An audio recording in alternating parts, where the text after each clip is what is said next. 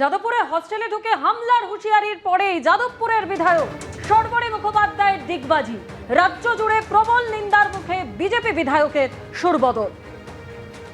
19, 20, 21 পরপর 3 দিন তিনি ঠিক কি বলেছিলেন রাখবো একবার আপনাদের সামনে। আমি ঘন্টা খানেক সময় দিলাম আপনাকে সৃজন, ঘন্টা খানেক সময় দিলাম।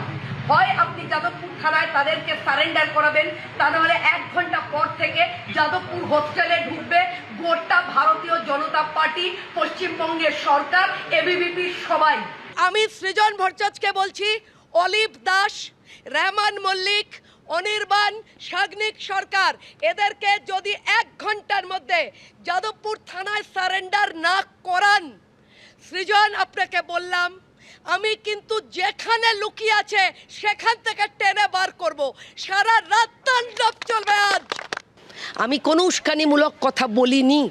আমি সম্পূর্ণভাবে এবিভিপির 5-6টি ছেলে যারা গুরুতর আহত হয়েছে, আমি বলেছিলাম তাদের সারেন্ডার করান, তা না হলে যারা লুকিয়ে রয়েছে মারবার পরে, আহত করবার পরে, আক্রান্ত করবার পরে যারা লুকিয়ে রয়েছেন, তারা যেখানে লুকিয়ে আছেন আমরা সেখান থেকে তাদের বার করব। আমি কোনো উস্কানিমূলক কথা বলিনি।